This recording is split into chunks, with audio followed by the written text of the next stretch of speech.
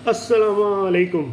आज एक बहुत अहम इशू लेकर आपके पास हाज़िर हुआ हूँ और मैं उम्मीद करता हूँ कि आप सब लोग इस पर भरपूर आवाज़ उठाएंगे।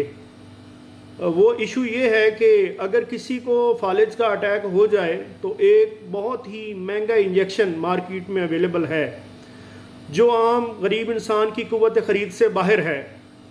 अगर ये इंजेक्शन फालिज होने के चंद घंटों के अंदर अंदर लग जाए तो मरीज़ को पूरी ज़िंदगी की माजूरी से बचाया जा सकता है।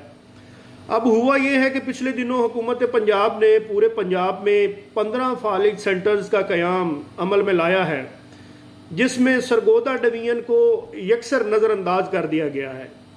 इन फालिज सेंटर्स में सरगोदा से जो छोटे शहर हैं वो शामिल कर दिए गए हैं, मगर बदकिस्मती से सरगोदा, जिसकी आबादी तकरीबन 60 लाख है, उसका नामो निशान तक नहीं है। आप अंदाज़ा लगाएं कि खाली 5 सेंटर्स जहां पे ये इंजेक्शन्स अवेलेबल होंगे वो लाहौर के हैं।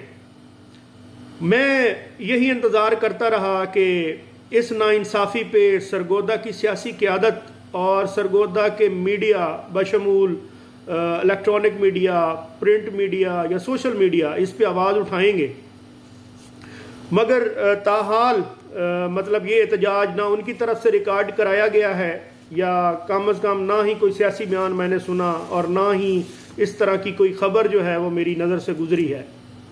मेरी सरगोदा की गयूर आवाम से अपील है कि ये सियासी लोग जब वोट मांगने के लिए आपके पास आएँ, क्योंकि इलेक्शन का दौरा है, तो आप अपने हक के लिए भरपूर आवाज़ उठाएं।